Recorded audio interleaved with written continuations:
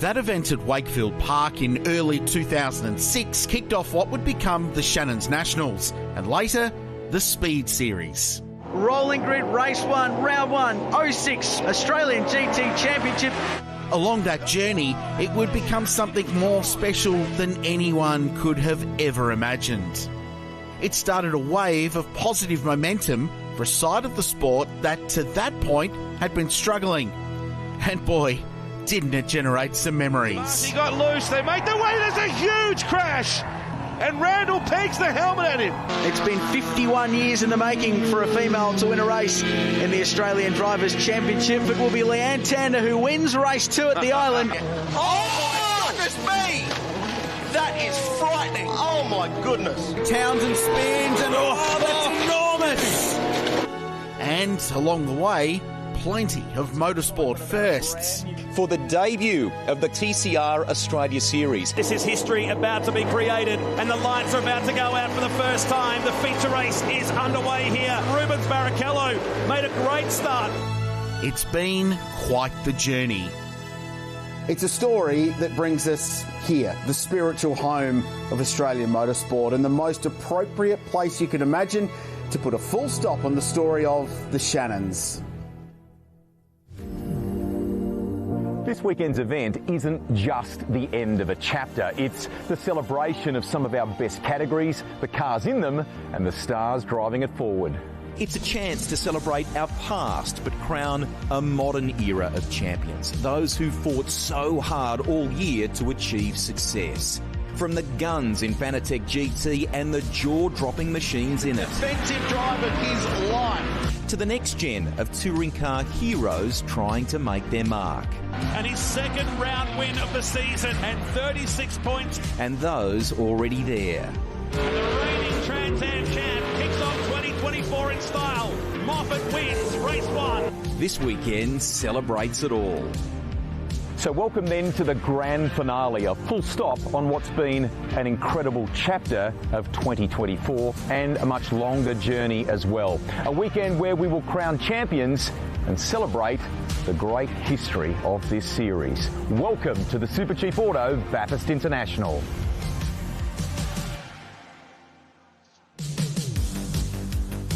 Beautiful opener. I want to say thanks also to Rob James, who searched through the archive and found some magic stuff there, and my good buddy Richard Crail, who wrote that. So here we go. Some of the faces in the lane celebrating. Jordan Cox, second victory in that brand new Peugeot. Let's go to pit lane, victory lane now. Rusty, thank you very much. An enormous eruption from the crowd down here when Tom Oliphant secured third place. Spoke to you a couple of days ago. You said, all I want is a Bathurst trophy. You have one now. Congrats, Tom. I came into this weekend and I just wanted a trophy with Bathurst on it. I've been privileged enough to got, trophy with Le Mans and other iconic tracks, and I knew my car, is going to struggle against the Gen 2 machinery around here, but yeah, when I got into third, it was tight between Kasher and Harris, and all got a little dicey at the top, but at least I pulled off an amazing move to claim third. So yeah, and it's amazing to have the support of all my friends and family here. Well, you mentioned that, so who have you got here? Mum and Dad are over from the UK, mate. You've got everyone here. Yeah, exactly. Mum and Dad are over from the UK. I've got friends here from Wollongong.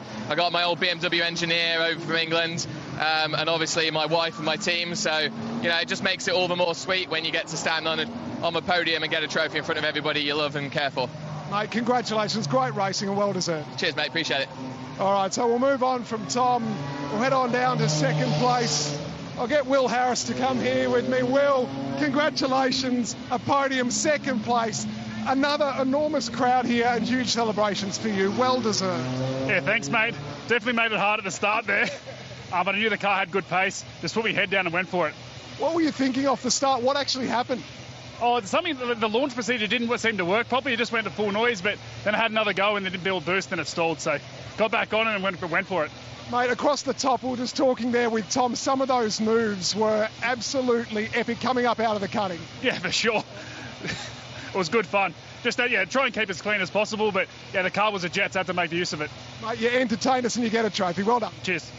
All right, that brings us down to our winner the Peugeot, the all-new P51 TCR model. It's had its second win in 2 race meets. Jordan Cox, congratulations, mate. Yeah, thanks, mate. It was a good race. It's nice to win a race without someone on my date the whole time. So, yeah, no, we're proud of that. We want to be getting poles and, you know, winning the first race and whatnot, but, you know, everyone gets the same opportunity in reverse grid, so we'll take it. Yeah. That's it. You've got to give a nod to the team. I mean, these Peugeots rolling out a new program like this over the last 18 months has been enormous. So to score another win, it must mean the world to them. Yeah, it's a you know, good little small consolation for the boys for their efforts. So they know it's a long way to go. We were here till midnight last night, tuning the cars and changing things and learning stuff. So it's a credit to the effort that GRM puts in with their motorsport. We see how dominant they are in Trans Am. Now we just want to make the TCR program right. So can't thank them enough. You know, as always, Schaeffler, Viola Private Wealth,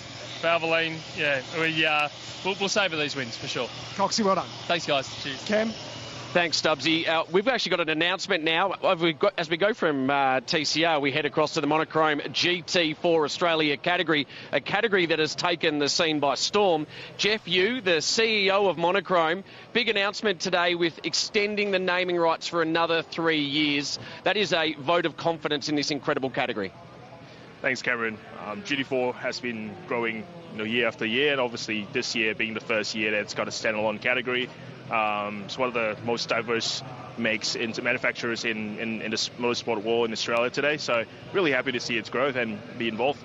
So when a category is new to a scene, it's hard sometimes to attract sponsors. You actually put your money behind this sport, and now you've extended that. What was it you saw in GT4 that made you get on board the first time? Yeah, I mean, like Monochrome has a consistent standing history with motorsports in Australia with their few categories. We sort of found our home here in GT4. We started supporting GT4 really when it was still a combined grid with production cars. So this year, obviously 2024, moving forward, it's going to be a standalone category. I find that, motorsport and Monochrome, like what we do in the Bitcoin investment world, has a bit of similarities. Both are high-risk activities, but it's very important for participants to do it in a safe and controlled environment to then pursue their dreams, in whether it's in high performance in motorsports or in their investment goals in investment world. Fantastic. Jeff Yu, the CEO of Monochrome, just announcing that they're extending the naming rights of Monochrome GT4 Australia for a further 3 years. Thank you. Thanks, Cameron. Great work there. Nice story. Jeff and the team, thank you very much for the ongoing support from Monochrome. Yesterday, Cody Bircher and Tim Lay delivered on the mountain in this class. As we take a look at some of the race one highlights for you, Greg Rust in commentary alongside Richard Craill and James Baldwin. What a great day for Mustang as well, for Aaron Seaton. 50th win, I think that was, for Mustang in 2024. It was for the X650. It was a huge moment for them, and Mediki Motorsport has been significantly contributing to that with 4 wins this year. It was busy off the start of the race, so the Ginetta making contact with the BMW early on the run-up mountain straight, the opening laps of this 1-hour endurance race, but it was flat out the whole way. George Mediki on the pace early, but Ryder Quinn was the guy making the moves in that orange Black Wolf BMW. He was Mr. Excitement. He tried a couple of times at the top of the mountain, couldn't get it done, so stuck to the more traditional path of overtaking at the chase, and he raced his way towards the front of the field. And it was a great performance from the AMG GTR, pushing the absolute limits as we saw the Mustangs duel it out over the top of the mountain, and we saw in the driver changes the AMs handed over to the pros, and there was action all the way through, including into the slowdown area. And here as we look at Forest Elbow, fantastic pass up the inside. Seaton being able to stretch the legs to try and get away, but wherever you looked, there was action up and down this field. This is Grant Denyer coming down Conrod Straight, and he was in a hurry to get past. We'll see him duck in here behind the BMW, the Randall Racing entry. He ultimately got it done, James, didn't he? And then in the process, won the class. It was a great story. He's based here at Bathurst, nowadays. He's in a gap between filming on Deal or No Deal. Got an opportunity to drive this car. Has had success in a McLaren before and got a little more on Saturday. Great stuff. This was wild too, this battle. A couple of Mercedes AMGs, the Loved car, and Mark Griffith up the inside of Pete Lawrence in the Randall Racing BMW. Massive contact at McPhillamy Park at 190k, and it launched both cars around. They both made contact, and there were some heated words in pit lane afterwards, but they have since kissed and made up. In the end, it was a terrific performance. Tim Lay and Cody Bircher. Cody held off Ryland Gray in a flat-out dice between BMW and Ford at the end of that race, and ultimately won by under 1 second. It was a terrific race between them. That's the car in the box seat to win the Silver Class Championship, Marcus Flack and Tom Heyman. That's the car that needs to win today to keep the championship, well, to try and win the championship. If these guys win today, they need something to not go particularly well for that McLaren Artura, and the Mustang could still win the title. But right now, Tom Heyman and Marcus Flack are in the box seat to win the Silver Cup Championship. A few other things, gents, this race to take into account.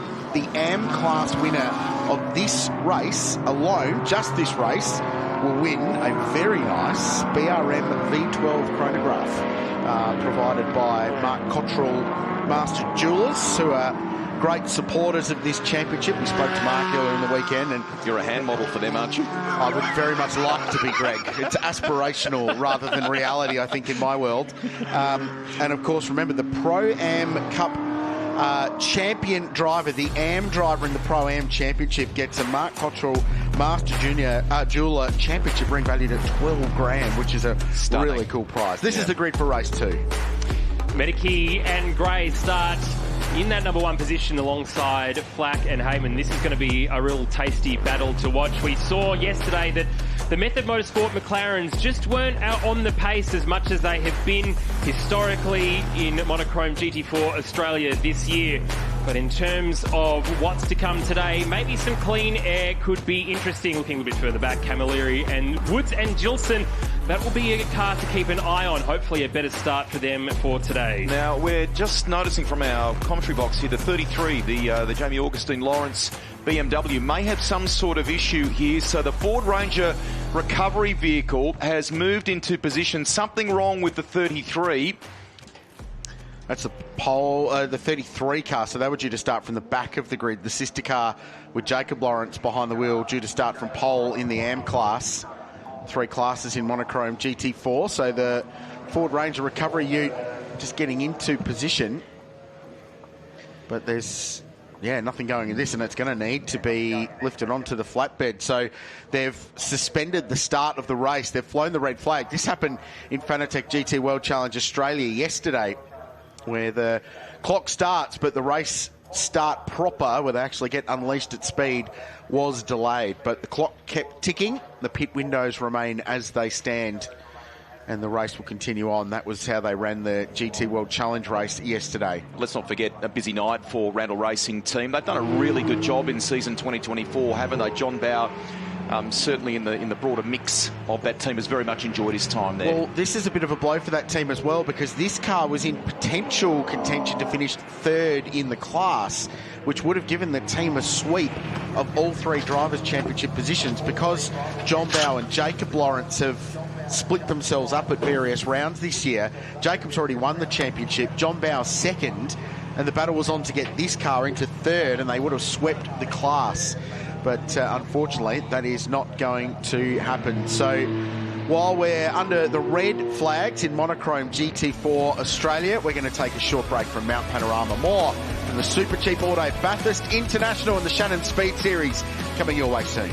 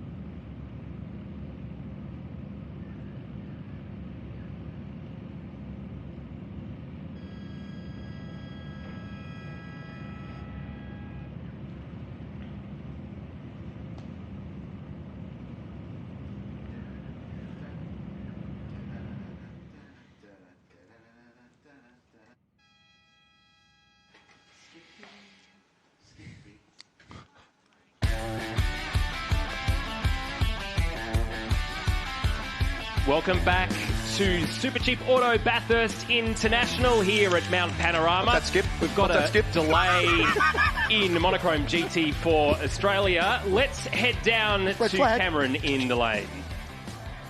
Update on Peter Lawrence, who was at the wheel of the Randall entry that's led to now what will be a safety car restart of this race. So the issue was locked fronts. He had a warning come up on the dash saying that the brake pedal was on, even though he was off the brake pedal. When he got to the grid, it locked on the fronts, and that's why he's had to have a lift toe taken away from the racetrack. They're not sure why, but that was why he's out of this race. I'm joined now by Lockie Manif, and we got to chat to Shane Smolin yesterday as the champions in Pro-Am, but we needed to also chat to you, Lockie. An outstanding season. Congratulations. What do you make of that? Yeah, thanks, Dubsy. It's been an incredible year here with Shane in the Porsche and the Method crew. It's yeah, obviously we've had our ups and downs, but so great to be able to get the championship wrapped up before the races here at Bathurst, and just means we've got a couple of races here with no pressure and we'll go have some fun. So yeah, been an incredible year and really thankful for the opportunity I've had. Well, to partner with someone like Shane, who's got great experience in life, not just in cars, but also under the tutelage of Chaz Mostert as the team boss. What sort of things have you learned from Chaz, and how have you found that? Yeah, Chaz is such a cool dude. He's the exact same larrikin you see on the TV in the Transporter. He's a really cool guy, and obviously so much knowledge in Bathurst GT cars, everything that we're experiencing here. So yeah, awesome to spend a year with them, and obviously a great crew around us that you see as well. So yeah, really thankful, and try and go make the most of a last race, last day of school today. Now, question without notice. Next year, will we see you again? What are the plans? We've seen you in TCR previously. We've seen you win a title here now. What's the future? Good question. I wish I knew the answer, but give us the pitch. Yeah, that's it. Well, I've been loving my time in GT4 this year, and obviously the growth of the category has been really exciting to see, and I'd love to keep this as my home. So yeah, Prime Class is a fantastic category, and really love to stay there for next year. So let's see how the off season goes. But it'd be nice to try and have something locked down by Christmas. But see how we go. And boys, with a title to his name, that's another 0, I think, on the end of that deal too. Multi-year option, Stubbsy. I like it. Thank you to Chris Stubbs and Cameron van den Dungen for those updates. So just confirming Peter Lawrence, the BMW front brakes locked on, and when it was being dragged up onto the trailer, the front Pirellis were certainly not rotating, so that'll be frustrating for Randall Racing. Yeah, what a great season it's been for Shane Smolin and Lockie Manif, wrapping up the Pro-Am Championship essentially by qualifying this weekend with a full round of 2 races to spare. Back-to-back titles for Shane Smolin. He won the GT4 title last year as well when it was running within the Australian production car ranks. So it's been a big year for that little Porsche team, linking up with Method Motorsport. It'd be cool to see them go back and try and win the Triple Crown next year. Do it again, because you get the feeling it's only going to get harder and harder to win a GT4 title in this country. Certainly, based on the talk that is happening in this paddock at the moment, the growth we've enjoyed in Monochrome Australia GT4 in season 2024 seems as though it will become even bigger and better. More Mustangs inbound, talk of more Porsches, so can't wait for 25. Heard from Andrew Miedeke this morning, father of the man behind the wheel of that car, or who will get behind the wheel of that car, George. So Miedeke Motorsport, who are now the Multimatic distributors here in Australia for the Mustang GT4 platform, and he says they've got 6 cars locked away and sold, including the car that won yesterday in the hands of Jason Gomersal and Aaron Seaton. Andrew will be back behind the wheel a little bit later on with the Formula Atlantic car back on the racetrack. He took it down from the wall, and it's going to get back on the racetrack. It's had a full resto, and we'll be back racing. I think it's actually going over your part of the world, Rusty, next year in New Zealand at Historic Toport. GP. Yeah, which is going to be really cool. It'll be cool to see Andrew back behind the wheel, one of the greats of our sport. The car that he'll be cheering on is leading this race to green. So the race has officially been running now, but this will be the start of competitive racing as the green flags fly at Mount Panorama. And young Rylan Gray, teenager from New South Wales, who has been so good across a range of categories this year. He's got young Tom Heyman behind him, then Jake Camilleri, the vastly experienced Queenslander behind the wheel of the Mercedes AMG, and then 4 marks in the top 4 with Daniel Gillison in the TechWorks IRC Porsche. And then, hey, let's throw a BMW in the mix as well, because there's Cody Birchap, the car that won outright yesterday with Shane Smolin in behind. Lawrence Denyer just got the nose of that McLaren 570 GT4 out into clean air on the run into Hill Corner. Then Jacob Lawrence, Andrew Georgiadis in the white Porsche, and Tony Levitt in the second of the method McLaren Arturas rounding out the top 10. But we're underway proper now in racing at Mount Panorama. And just we're able to eavesdrop on the SRO team to do such a good job on running this series, and there's obviously been some questions from some of the teams about what happens with the change of things at the start here with that Randall Racing entry to the pit stop window. The answer, no change. So at 11:16 and 30 seconds local, it will open for the first of our mandatory pit stops. And that mirrors exactly what happened in Fanatec GT World Challenge yesterday. The reason behind that is because this is not a race that's run to laps, it's run on time. So the clock starts at 1 hour, you've got an hour to get in. Now, if you get 5 laps in that because there's a long red flag, that's the way it goes, unfortunately. There's very few mechanisms to actually extend the race. It's a timed motor race in both GT4 and in GT3 competition. So the pit stop windows stay as they are. So the job now is to get your head down, get as much track position as you possibly can before you come into pit lane. Oh, and dramas. This is the car that was right in the mix yesterday. The Buckby Motors Mercedes AMG GT3. And Ben Newman, he's shown, well, last position, but they had such a good run in yesterday's race with Lockie Dalton leading early. Boards and flags, safety car boards and flags, car stopped, turn 6. And that's the voice of James Taylor in race control, the race director calling the safety car. He's got the Control-Alt-Delete executed and refired, so frustrating timing. There's nothing race control can do about that. You've got to roll the dice from a safety point of view, and sometimes it just takes a little while to cycle the electronics in these cars. We saw the highlights of race 1 at the commencement of our GT4 coverage here. The way Lockie Dalton had that thing up against the wall yesterday at the grate across the top of the mountain, that was gripping TV. So it's, as the Hyundai safety car makes its way up the mountain, we're hearing from the lane it may be a possible fuel pressure problem, maybe. So I'm not quite sure the resolution there, but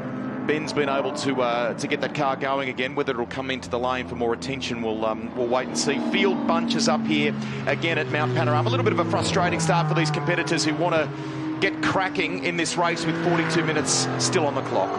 And in that first segment, some action finally. Rylan Gray was able to stretch the power of that Mustang away from the Method Motorsport. McLaren pretty much as we got up there over the top of the mountain, he almost drew a 1.5 second gap. So still clear that the Mustang has the legs, but Tom Heyman will do his best to stay with this pack, and being a little bit further forward in the field might be of benefit to that car. And we've seen already Grant Denyer put a great move on into turn 1.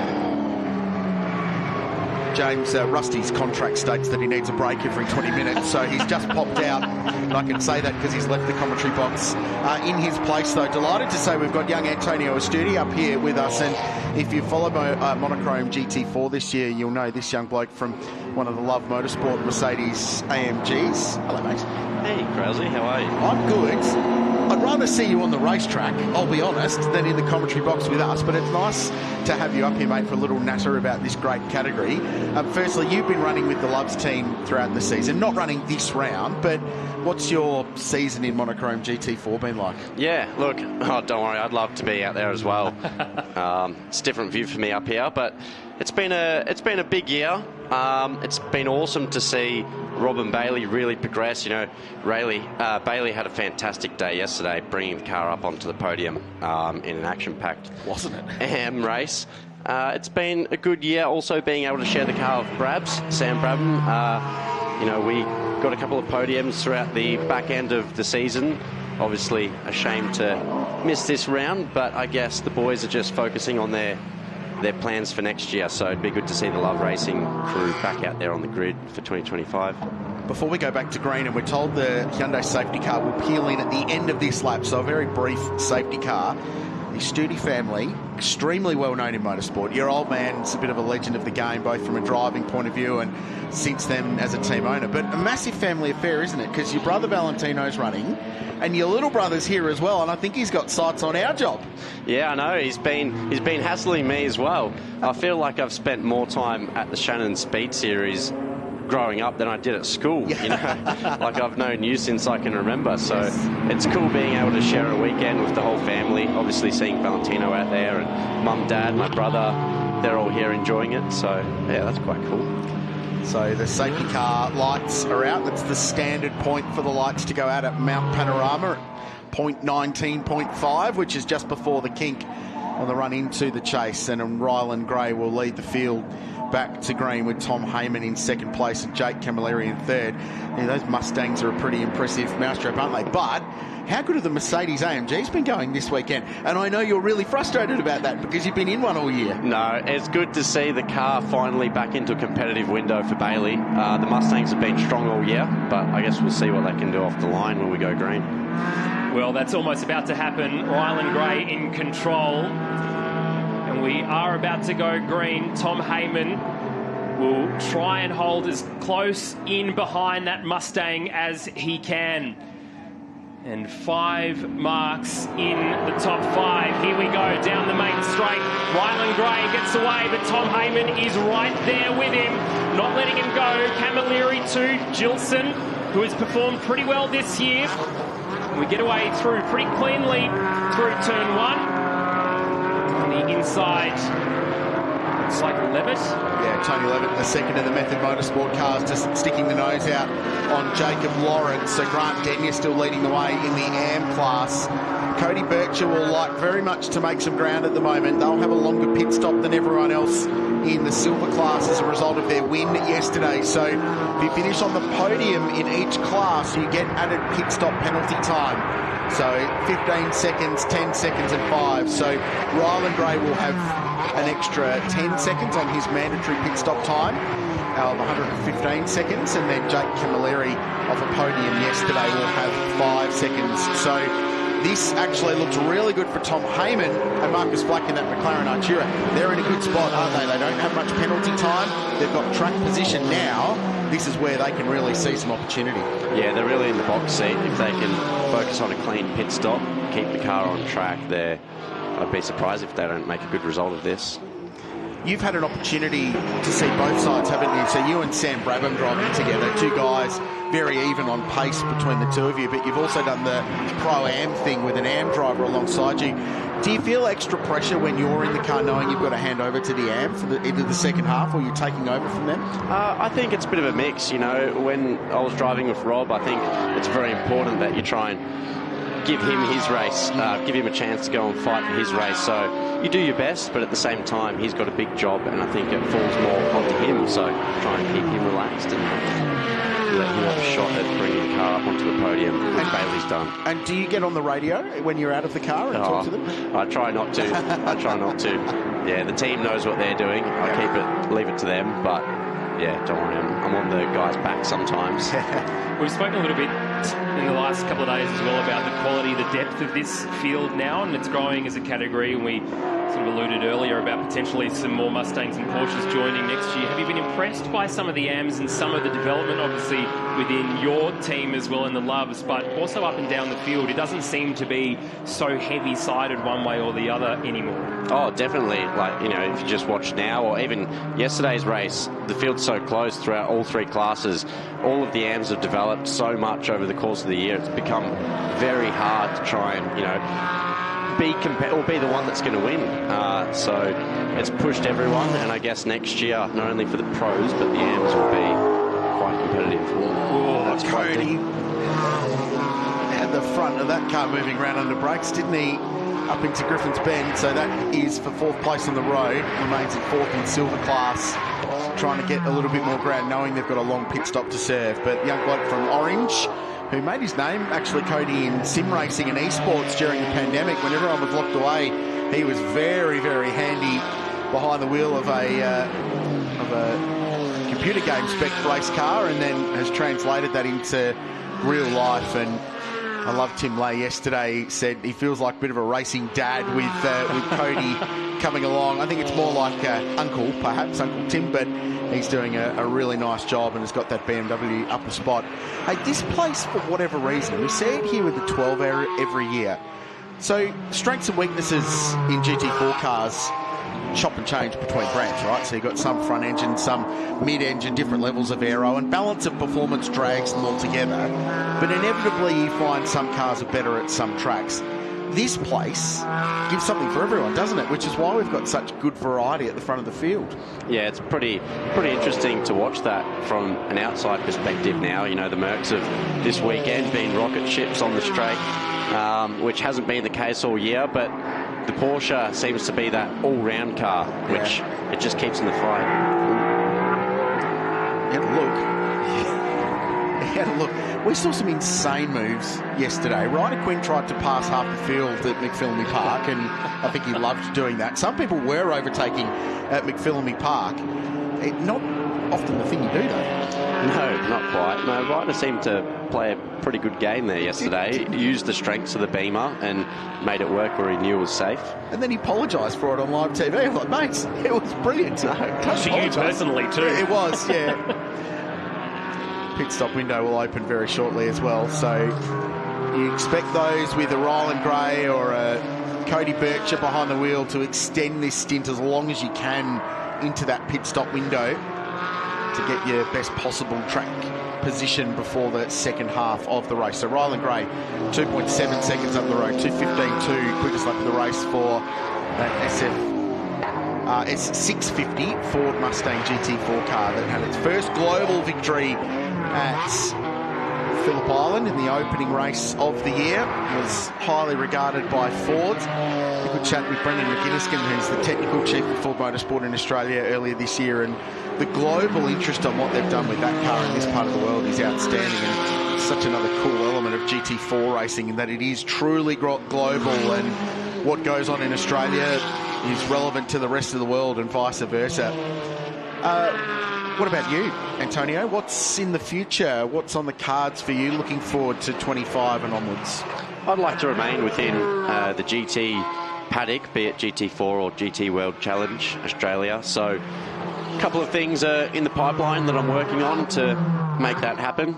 You know, it'd be nice to go and rub doors with my brother. Yes. So if he can also remain out there next year. So I'll keep trying. I'm heading off to Macau next week, so... Oh, really? Yeah. To compete? Unfortunately not. Oh. No competing. Just a lot of steps up and down pit lane trying to compete, so... Nice. That's an incredible event. Bucket list stuff to get up to the Macau Grand Prix. Would you, as the pit lane window opens, by the way, so pit stops can now commence, that mandatory pit stop window, would you rather race your brother door to door, or would you like to share a car? I think both would see tempers flare.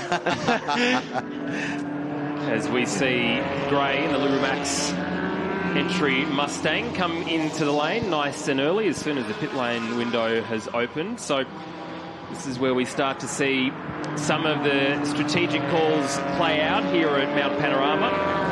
And Antonio, just, I mean, what you've done this year has been so impressive to watch. Sydney Motorsport Park, for example. I just remember calling you, and you were on the ragged edge in that AMG time and time and time again. I think it was turn 4 or 5 where you were just finding the limit of the track, trying to get past. I know the car escapes me, but you have such pace in that thing. I am sad for you that you're not being able to race one here today, because you were absolutely on the ragged edge. But you have had some good results this year, and some disappointing ones too, of course, doesn't everyone? But it would be great to see you back in that sort of machinery next year. Yeah, no, thank you. It's been, like, a couple of the races this year have been such incredible fun, especially that one in Sydney. You know, it was that hard balance of really pushing to try and keep with the field or potentially make a move and get yourself up on the top step, but at the same time you're trying to manage the car. I think the Mercs around there, evidently the Mustang as well, really struggled to look after the tyres, so, you know, weren't quite able to claim that top step, but we gave it a red hot crack. that's one of the things about Speed Series too, that we visit so many different types of circuits. So for GT4 racing like this, it is a sort of a mixed bag. You can't just have a dominant Mustang every single round. You get some benefits of driving other cars. Oh, exactly. So everyone has their strong circuits for sure, and even the drivers, you know, you've got drivers up and down the field that come from different corners of the country, and they seem to shine at their home tracks, especially the AMs, where they, you know, spend a lot of time doing track days with their personal cars and then eventually wound up here racing. So that's also another factor. So a bunch of pit stops underway. So Rylan Gray in early, knowing he's got George Miedeke to make up that little extra pit stop time they've had in that car. So 2 minutes and 5 seconds was their total pit stop time. That penalty time from yesterday's race, an extra 10 seconds off the base mandatory stop time. So the Mustang is out. Ryder Quinn was in. He's handed over to Steve Jackick. Ben Newman has taken over the 23 Buckby Motors Mercedes AMG. Scotty Turner's out behind the wheel of the Ginetta, and Jacob Yu behind the McLaren, the Zagami Motorsport car that John Collins started. And this group of cars just coming up to Tony Quinn in his Porsche, who's just left pit lane. So they're staying out a little bit. Tom Heyman remains the race leader with Camilleri going with him. This is a great drive from Jake Camilleri. In fact, Jake looking to buy into the outright race lead here. And it's making Heyman just put the car in the middle of the road up to turn 2. There's Chaz Mostert watching on. Method Motorsport team boss. And we'll swap the headset for helmet a little bit later on in Fanatec GT. They're trying to get past Tony Quinn on the run up to the Worth cutting, and it's a really awkward place to come up to cars. You're trying to put a lap down, and Heyman just squeezes himself through. It forces Camilleri offline a little bit, and Bircher has to go to the other way and just lift out of it at Reed Park, and that's going to cost the BMW quite a lot of track position.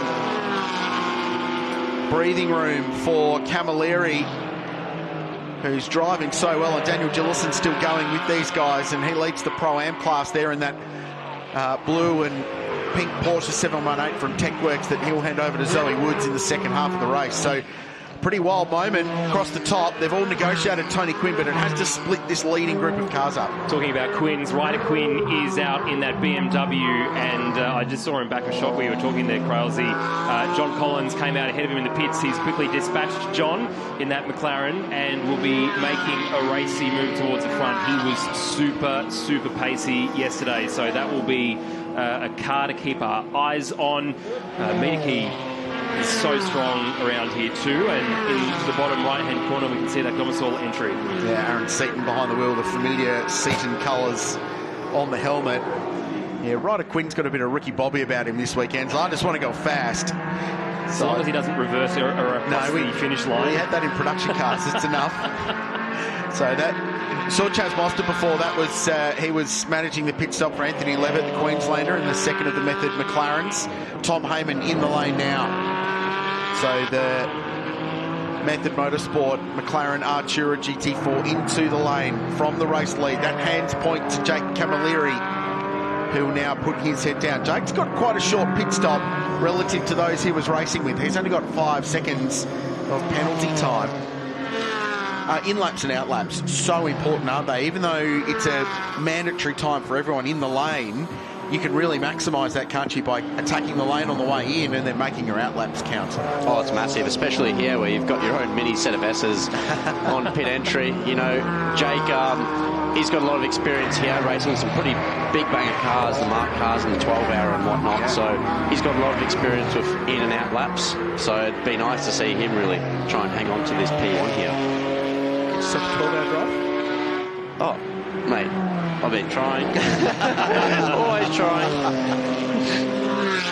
There's room for a pitch here if you want to put one in. Yes, go on. If anyone's looking for a pretty quick pro, I'm here. I'm up in the com box. I like that you held the mic closer to you. No, I'd love to, have a shot in the 12-hour. I think it'd be awesome to just do a full season in GTs. The 12-hour's pretty special in itself, but it'd be nice to hang around for the whole year as well, like this year. And the pros that are in those cars after the pit stops going quickly. Lockie Dalton lighting up the timing screen. He's jumped aboard that Mercedes. Ryder Quinn going with him. Lots of colour on the timing screen at the moment, meaning there's session best or personal best sector times being banked So there's still some stops to have. The top 6 cars on the road all get to stop, including Bailey Love, who's currently 3rd in the AM class. Tell us a bit about Bailey. Bailey's been doing phenomenal this year. Same as Rob, they both started, I guess their motorsport career started, or their journey. Ooh, that's a bit deep down the inside there. Jealous. Because, Lockie's trying to sneak through there.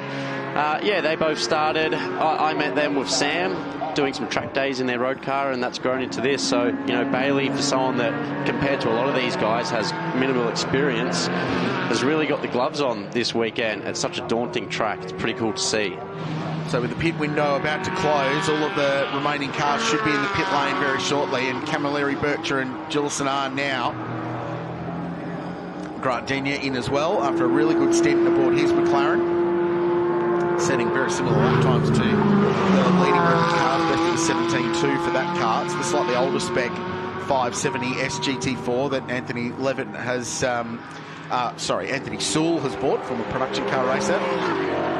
Look at these two back together, the McLaren and the Mustang, but this time it's Marcus Flack behind the wheel of the McLaren and George Medicki behind the wheel of the Mustang, and the Mustang's looking really racy to the point of having a look down the inside at Brock's Skyline, but there's no space there. Marcus really sharp this season, been running in Porsche Carrera Cup Australia, had a race win at the Australian Grand Prix this year, coming off the back of racing on the streets of Surfers Paradise a couple of weeks ago.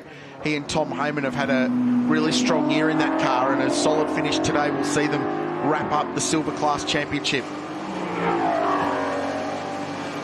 And this is where we see some of the performance differences, as we've already mentioned, in GT4. But this McLaren looking much better today than it did yesterday. Whoa. Oh, George. Just had to check up a little bit. How's the thing? It sounds like a NASCAR, that thing, down Conrod. Paul Morris is staying at Kenny Habul's house on Conrod Straight. Driver's left about halfway down on the hump there. Was mowing the lawns earlier this week as a nice little service to his mate, but I'm sure he'll be enjoying the sights and sounds of Monochrome GT4 as they blaze past 250k. So this is going to end up being the outright race lead, because they're going to go past all of the cars that were bunched in pit lane, but see, they're joining now, so there's been a little bit of gain here. So Zoe Woods is going to come out 3rd on the road behind what is now this leading battle, and Jake Camilleri right behind as well. And Medicki in a straight line with a great run out of turn 1, powers past the McLaren and takes point in race 2 of Monochrome GT4. That Gilson Woods entry had such a good time out in Sydney Motorsport Park on the Saturday. It is awesome to see them do something similar here too. And right smack bang in the middle of the silver entries is that 210 Porsche for the Pro-Am. That camera, James, always just makes me lean back a little bit from the screen as they run up towards the cutting. It's called turn 3. It's really a corner with no name. It's the kink before the cutting. But sometimes when they're not single file up through there, you just wince because it looks like someone's trying to make a move at a place where a move is borderline impossible. But this is pretty racy from Jake Camilleri, looking to find a way past Zoe, who has just been such a huge improver this year over the course of the season. She's been doing double duties in the GR Cup in the Supercars program for TechWorks. Plans to focus on the GT4 program next year, and this car is the latest and greatest 718 Porsche. It's a brand new car, made its debut at Sydney Motorsport Park, so just its 2nd ever round. It's a big step up from the previous generation car as well. Here's Jake. Yeah, he's got a big run there. You see him open up wide on the entry to really maximise that run down Conrod. Now up Conrod, he's made the move, really using all the horsepower. Hopefully, well, we'll see now if he can chase down Flack, see what tyres he's got left, I guess. How are GT4 cars on tyres? Because they don't carry an enormous amount of aero, so they move around more than a GT3 car, so I imagine they work them reasonably hard. They do. I guess looking back to Queensland when we had our 3-hour race, you're really stretching the life of the tyre there. And I haven't driven a supercar yet. However, I imagine that's what it would feel like. You know, you were wishing for a longer throttle pedal to really look after the rear tyres. So, yeah, there is a bit of tyre management that comes into play. Aaron Seaton works his way past Tony Quinn. That's for 14th and 15th position. Just in behind them is Ramu Farrell in that white Porsche.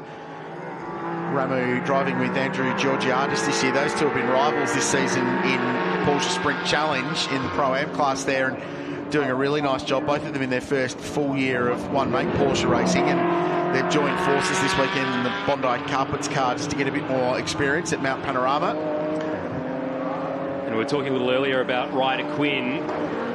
Bailey Love has Ryder Quinn deep in his mirrors at this point, and Ryder's been able to bring that gap down. So again, will be pretty racy, moving up the fields as he can, and that 210 Woods car in fourth in the same category. So he'll be trying to clear some of the other AM cars in the middle. But a car that is leading that class is John Bow in the 32. Hoping that the pit stop was a little cleaner than yesterday. But very, very, very experienced man around this mountain. Love that he still gets involved and absolutely loves this category too. Well, enjoying this great battle with Tony Quinn, having a really good scrap with Aaron Seaton and Ramu Farrell just in behind it as well. It's a good fight. John Collins in the mix as well. While we enjoy this, let's celebrate our incredible volunteer officials with our presentation of the Shannon's Volunteer of the Round. Well, that's exactly right. We could not do what we do in motorsport without our incredible volunteers, and at every round, Shannon's has been acknowledging our volunteer of the round. And Sunil Hoy, our CEO of Motorsport Australia, joins me now to present our trophy and the pin this week to Hurindu Kalapahana, who's part of our timing team here this weekend. Sunil, they are the heartbeat, our volunteers, of what we do, aren't they? They absolutely are, Chris. There's over 200 volunteers and officials working across the mountain this weekend, helping to support the fantastic racing here at the Bathurst International, and Hurindu and a lot of the team going above and beyond to really put on a great event, use their expertise, use their passion and their skill to really make it all come together for us. So I'm really pleased to be able to, on behalf of Shannon's, make this presentation today to Hurindu to acknowledge his great work and all the great work of the officials here at the event this weekend. Hurindu, grab yourself your plaque, and you can grab the pin as well. We'll do the hand over there. Now, Hurindu, you've come across from Melbourne. You've made the journey up here. You're camping here this weekend. You're part of timing. What does this mean to you to have your efforts acknowledged? This is a lot. This is honestly a lot. I was so surprised because I was supposed to go a bit early today, but then all of a sudden I was like, can you come a bit out? I was like, and then when Lauren said to me like, oh, there's something special for you, I was like, so surprised. I was like, I'm over the moon actually, to be honest. So thank you so much for Motorsport Media. Thank you so much for Sunil. And I really appreciate Motorsport of the opportunities that are given to me, because it has made me a lot of people, and I also enjoy what I do because it's kind of the passion that I follow.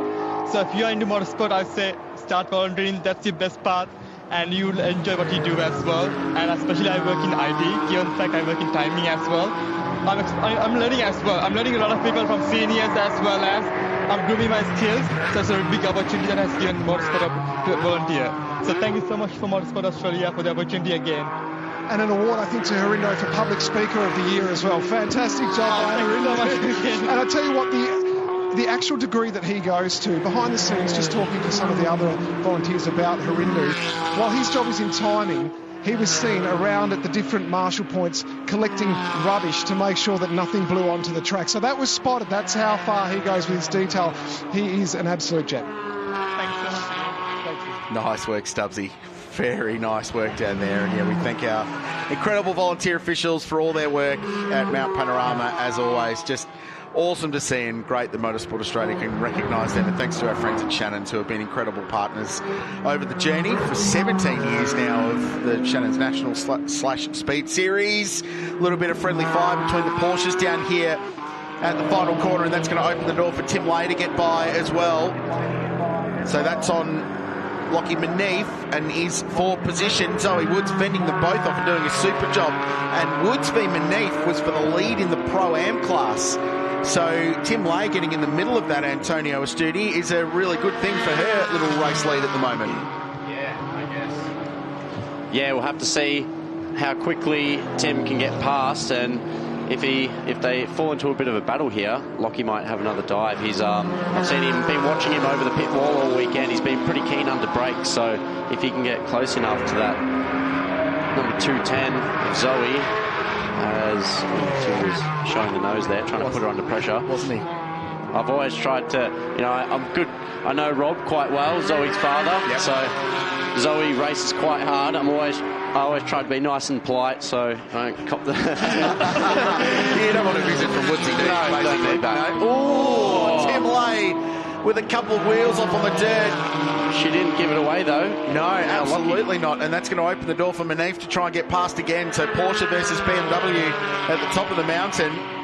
And Zoe Woods is proving very difficult to pass. And Rob Woods will love this. The family's here this weekend. Mum Astrid watching on as well from the garages. And TechWorks have had a really good year in Carrera Cup and Sprint Challenge racing as well. And embarking on a GT4 journey this season with the Porsche.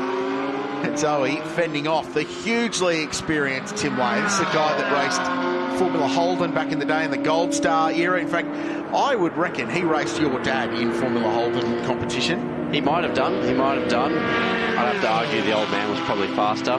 But Tim's obviously still got it. He's quite incredibly parochial. That's fine. Understandable. It's genetics. Oh, here he goes. That's good.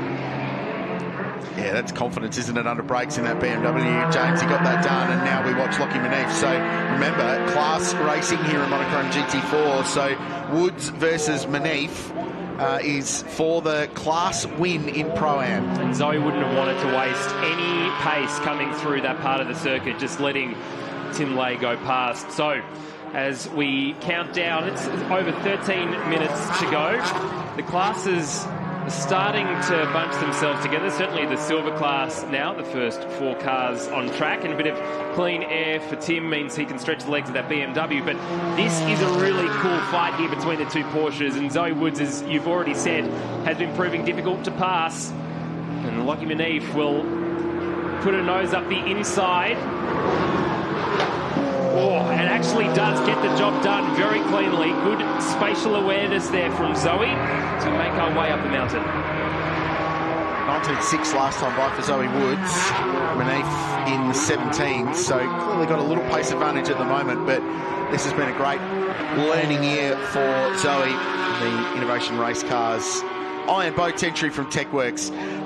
We've been fortunate enough to be joined by Antonio Astudi. We need to let you go, but thank you for popping up. We really appreciate it. We hope you get plans together for next year to jump on the racetrack and be on the grid, and it's always nice to see an Astudi out there racing, so we'd love to see more of them next year. Thank you very much. Don't worry, I hope I'm back out there as well. So we'll keep fighting to make that happen. I might run down, hopefully, to catch Bailey on the podium. We'll see how it goes. 12 minutes remaining. Yeah, and 5th in the AM class at the moment, 13th outright, but not far behind Mark Griffith. I'm sure he's hunting, he's chasing him, he's trying. We'll let you go and cheer that on. Antonio, thanks for coming up, mate. Really appreciate it. Thanks, boys. Thank you. As we say goodbye to Antonio, and we'll welcome back Greg Rust in. This is Ryder Quinn on screen now, who had closed that gap up to John Bauer, made the pass over the top of the mountain, and with a 12-second gap to Lockie Dalton. Let's see how fast he can close this down. He has been absolutely on it in this session so far, and I just love, and Rusty, you said this yesterday, he's a really softly spoken, really lovely young man in the car, just like his pops, and then get him into the car, and off he goes. I'm a little bit nervous about handing the microphone over there before. He did too good a job, didn't he? You never do that in commentary. Very well spoken. Very, as all the whole family are, and always have been, haven't they? So, yeah, I mean, you're right about Ryder Quinn. He's sort of a different beast when that helmet goes on. Lockie Dalton lighting up the timing monitor with a 2-minute 14.23, quickest lap of the race that we've seen so far. So he was mighty in the first part of yesterday's race, and we swapped things around as far as the drivers are concerned for the final race on Sunday. So he's bringing the car home. We've noted the issues for Ben Newman earlier in the race, and with some safety cars, etc., shaking out. So he's now on the charge at the moment. What is he? 2.6 behind Woods now, so chasing down 6th place. We keep an eye on the the car that Grant Denyer brought home yesterday to win the AM class, but the AM class currently being led by John Bowe. Dalton breaks his own lap record from yesterday at a 14.2, absolutely flying. And this is that battle. So the Mercedes AMG for Buckley Motors Motorsport closing in on the back of Zoe Woods. That fight we were watching was really entertaining. So John Bowe and Anthony Sewell 1 and 2 in the AM class, but Tony Levitt for Method Motorsport currently 11th and 3rd in class. Griffith, Love, but they've got Seaton looming behind them in that big Ford Mustang, the IC Gomicel Motorsport car that Jason started 14th on the road, but could very easily gobble up all of these AM cars over the next couple of laps and could do it in the next couple of corners. It's been really cool to see Aaron Seaton back behind the wheel, and he made a point of stepping away from, I suppose, full-time driving late last year, early this year. Elected not to pursue career in supercars competition, but focus on this program that they're building at Gomicel Motorsport.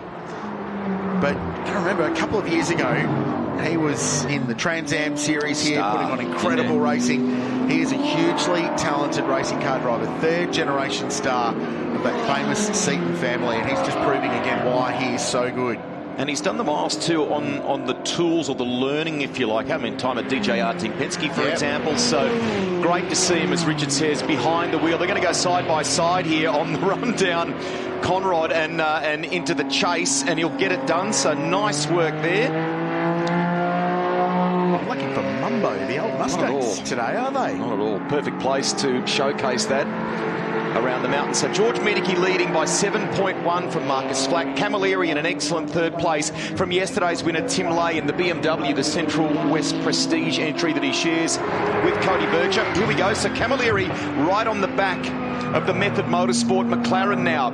0.6 between them at the last timing marker, and it looks even closer than that right now. He's getting a little hungry as they run up toward the top of the mountain. Merck looks quick here, doesn't it? Been able to stretch its legs, but the McLaren has found its pace over the top of this part of Mount Panorama, and Flack being able to just draw out a little bit of space, but Jake Camilleri hungry to get that AMG past, and we know what it can do in clear air here, especially down Conrod Straight, as the world falls away from them down the S's in this beautiful drone shot, Mount Panorama. And isn't it a stunning day here too for the Super Chief Auto Bathurst International? It is great to have your company on 7+ for some monochrome GT4 Australia racing.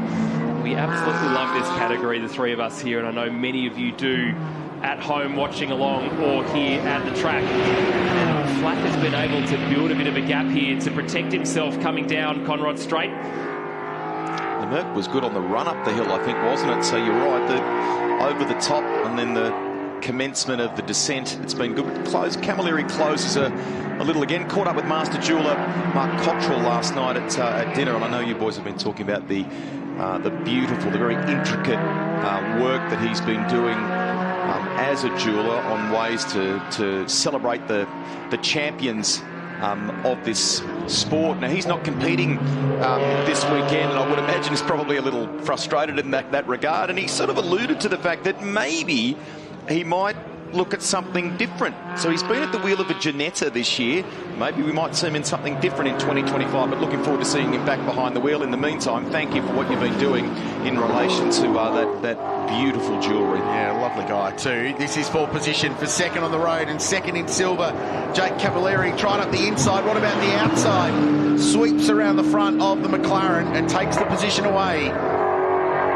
So Camilleri moves himself to 2nd place with a great move in the Mercedes AMG. And Marcus Flack just had no answer there. Strengths and weaknesses in this style of racing. And this weekend, the Mercedes AMG, with all that bottom end grunt from the 4-litre turbocharged V8 under that long bonnet that the AMG GT4 has, it fires out of the slow corners really well. The McLaren's probably a better package across the top of the mountain, but it's very hard to pass there, though I say that. GT4 this weekend, apparently not so. And further back, Lockie Dalton continues to be going very quickly, and he's catching Lockie Manif for the lead in the Pro-Am class and 5th on the road. So that's car number 23 catching car number 1. Dalton up 9 spots from where that car started already and absolutely flying. Like low-level missile flying at the moment. But he's 2 seconds lap quicker than Manif last time around, so he's flying. And Lockie can't clear Tim Lay at the moment. What is it between those two? 0.8. So maybe, in fact, it's less than that now. It's down to less than 0.4 of a second, Manif versus Lay. So perhaps sensing that Dalton is coming and needs to get on with it here if he can. Not an easy mission to clear that BMW of Tim Lay. So there's still a bit to play out in all of that. Further back, Aaron Seaton's picked his way past Mark Griffith, picked his way past Anthony Sewell, and is now chasing down John Bow for 9th and 10th. But JB's still leading the AM class. This is the battle we were just talking about. I'll give you a lap time check as they come past the line, just to see how much quicker car number 23 is at the moment. So here's this battle pack, Lay and Manif. So Manif bottled up behind the big BMW. So 16.4, 16.5, 14.5 for Lockie Dalton. It was exactly 2 seconds faster last time by. Absolutely flying. This is so cool to watch, gents. It really is. And this Buckby Motors entry, let's not forget, caused a safety car early on, had to do the Control-Alt-Delete. And the way that they've been able to bring this back, Ben Newman, who started in this, Lockie Dalton now, this is really, really cool to watch. One thing that really shocked me yesterday was Ryder Quinn, when he was talking to Cameron, said it's really hard to see in the BMW because it's so big up at the top of the mountain. You kind of just have to hope wherever you're pointing the thing will actually clear the wall. And so there is some advantages, I suppose, to the Porsches and the McLarens, which will have a little bit better visibility in that space with that big muscle. Ryder's made massive inroads here, James, too. That gap to Zoe Woods has come down significantly. It's only 4.6 seconds. Admittedly, 3 minutes remaining here, but need to keep a little watch on that. So good luck to our EP, our executive producer, Dean Neal, who's trying to monitor all the battles here. Go to this one, go to that one, go to this one. So George got 10.6 up his sleeve over Camilleri, and then Marcus Flack holding down that 3rd place for Method Motorsport.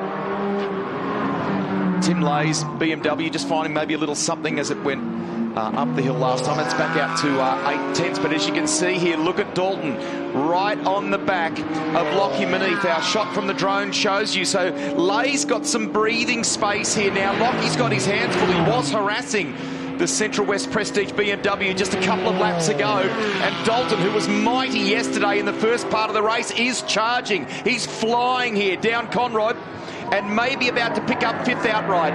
Well, if a move doesn't happen here, I expect it to happen at turn 2 because the Mercs have been so good going up the hill, but he might try and get it done. The run down into Murray's, past Ridges Mount Panorama, and then the National Motor Racing Museum is on the right. No time for a visit today. He's going to try and go around the outside here and get the over-under textbook stuff. And Lockie Dalton will get another spot here. There's just no answer at the moment for the raw speed of this AMG. There was a look from Manif, if anything, just to unsettle the Tasmanian, but there was really no opportunity there. Now the grunt of that AMG will drag it away up the hill in this climb up Mountain Straight, 1.1 kilometres up to Griffin's Bend. So Dalton takes the lead in Pro-Am in what has been an enormous drive from the back of the field. They were right at the back at the start of this race. Huge performance. Dalton on for a class victory now. Yeah, great comeback. I wandered past the Prestige Connects pit lane yesterday, and Lockie was out of the car naturally at the end of that race. There was so much passion there when Shane Smolin was going hard toward the end of that race. So he's a fierce racer, Manif. He'll be doing everything that he can. Family very excited when I caught up with them yesterday about the sprint cars being in action at the Velo Adelaide 500 next weekend as well. They love their speedway in the Manif family. Catch that on the screens of 7, the Velo Adelaide 500, that is. Yes. Unfortunately not the sprint cars, but you'll be able to catch lots of sprint cars on 7 Plus over the summer as some nice Mercedes AMG battling here up the inside. Whoa, Griffo shuts the door. I'm really nervous right now because if you didn't catch yesterday's race, go and watch the highlights, go and watch the replay on 7 Plus because it was extraordinary racing and there was a huge move at the top of the mountain. And John Collins just making his presence known there in that McLaren Artura. flashing the lights. And yeah, this was the part of the racetrack yesterday that got very spicy with these Mercedes AMG. And Griffo, yeah, want to be looking in his mirrors and keeping a situational awareness up. This is where he made the move yesterday, James, at McPhillamy Park, not in this race. It's been another great drive from John Collins too in the Zagami McLaren. Ryder Quinn still catching Zoe Woods, in fact, right behind the Porsche now, so they'll be for third in Pro-Am, 7th and 8th on the road. They're a little bit further ahead of this battle on the racetrack, but this is certainly one to watch. As the clock has counted down to 0. Oh, John Collins tried to squeeze the McLaren down the inside.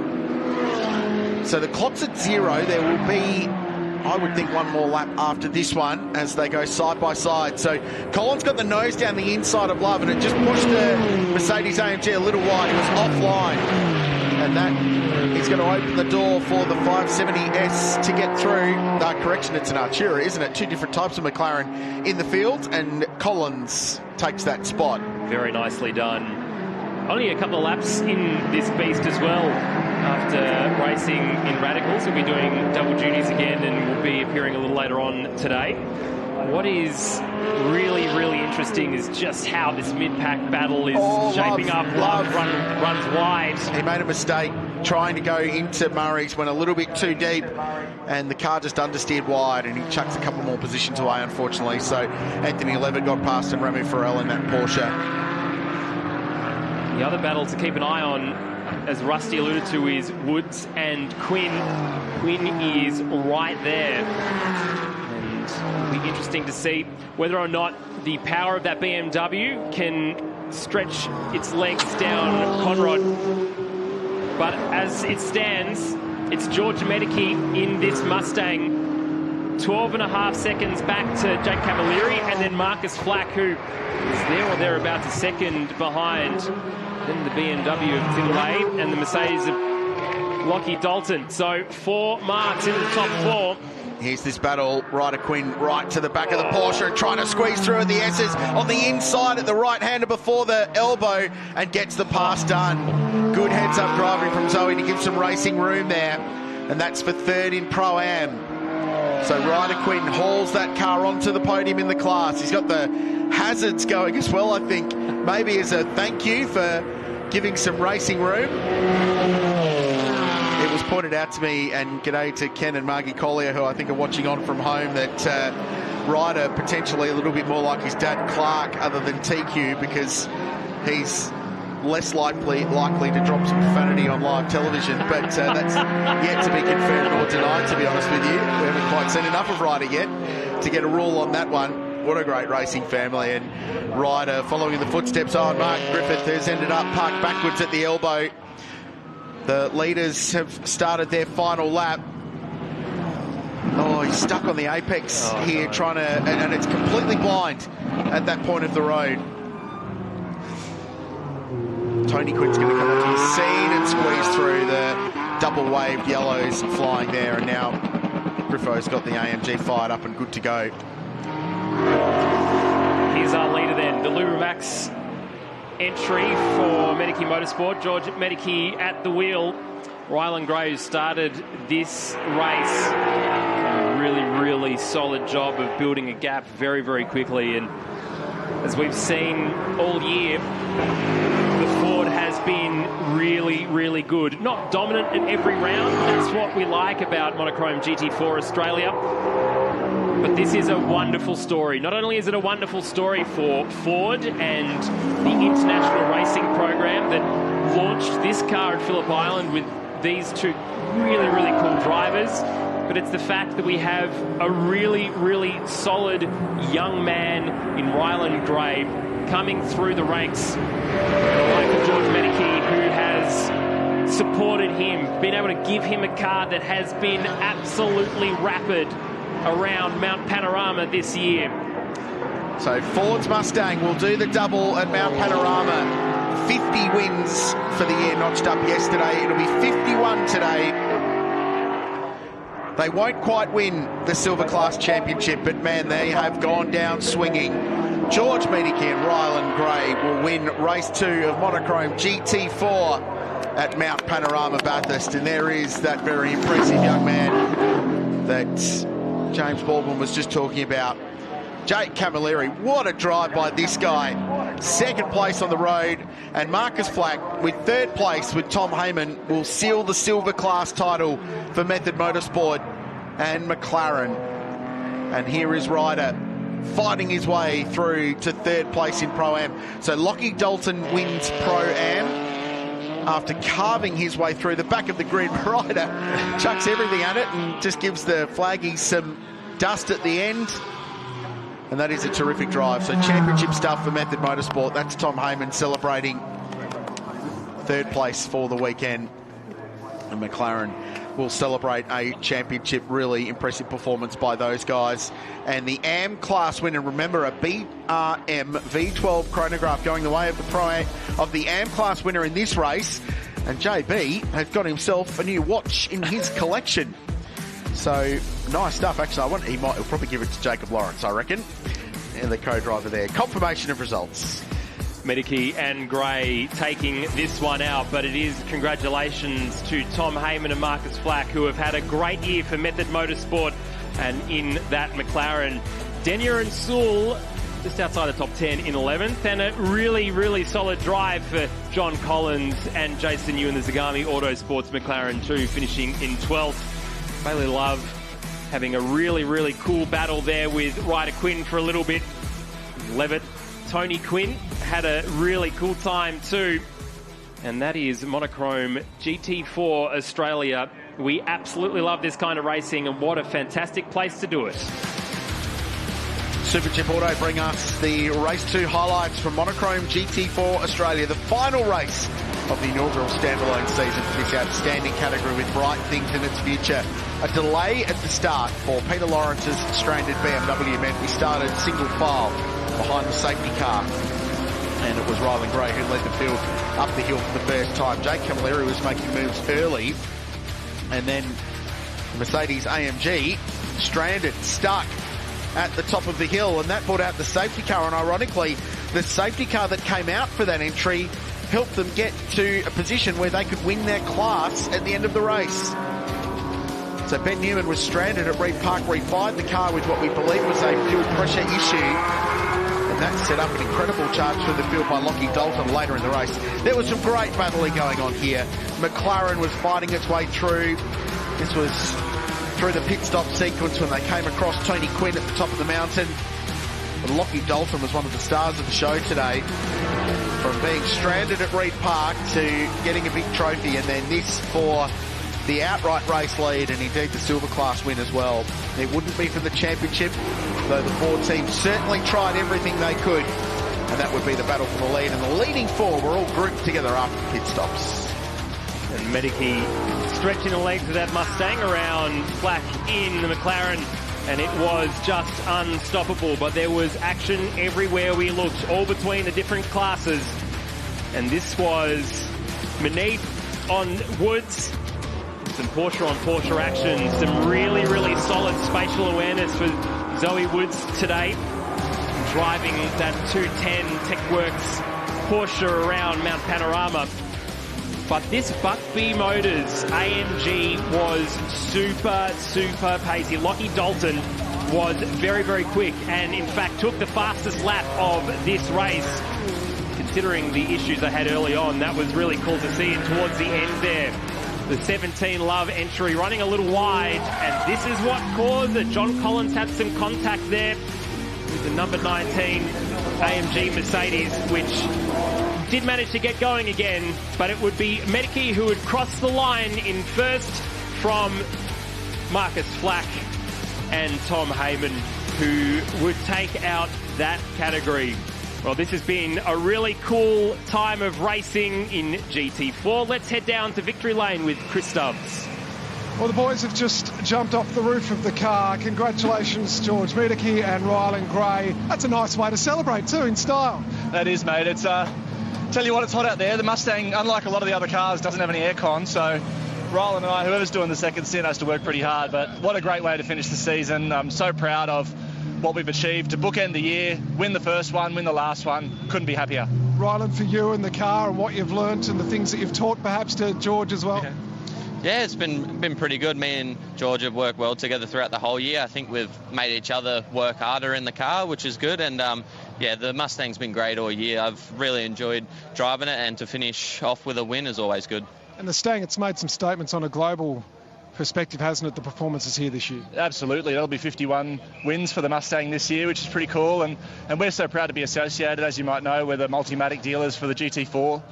We've just sold our 6th car. We're very, very happy. You're going to see a lot more Mustangs around next year. But I'm going to have to figure out how this bloke gets over Skyline, because on the gain loss, he was dumping me by 3 or 4 tenths every time. So, no, what a great year. Very happy. Proud to have the association with Ford. And, yeah, great.